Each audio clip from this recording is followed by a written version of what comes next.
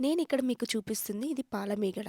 So, ఈ పాలమీగడని మనం ఘీ చేసుకోవాలి. ఈ పాలమీగడని అన్నిటిని కలెక్ట్ చేసి కొంచెం వెచ్చగా చేసి దాంట్లో తోడేస్తారు. ఆ తోడుకున్న పాలమీగడ పెరుగు లెక్క అయిపోతుంది. ఈ తోడుకున్న పాలమీగడనన్నీ ఇట్లా మిక్సీలో పడితే మనకి వెన్నొస్తుంది. ఇక్కడ చూసారా? ఇదంతా వెన్న పైకొచ్చేసింది కదా! సో, మనం ఇట్లా మిక్సీ పట్టేటప్పుడు బాగా కూల్ ఉన్న వాటరే పొయ్యాలి. అప్పుడే వెన్న మంచిగా తొందరగా వచ్చేస్తది. అండ్ ఈ వెన్నని ఒక 2, 3 టైమ్స్ మంచి వాటర్‌లో కడిగేయండి.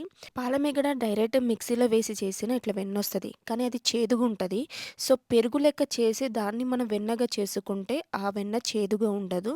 ఇది మనం తినడానికి గూడా బావుంటది. ఇలా కడిగి పెట్టుకున్న వెన్నని మనము ఇప్పుడు ఇంకో బౌల్‌లో పెట్టి కాగబెట్టుకోవాలి. దీంట్లో ఒక టీ స్పూన్ మెంతులు వేశారు మా మమ్మీ. చూసారా? మొత్తం వెన్న కరుగుతుంది ఇప్పుడు.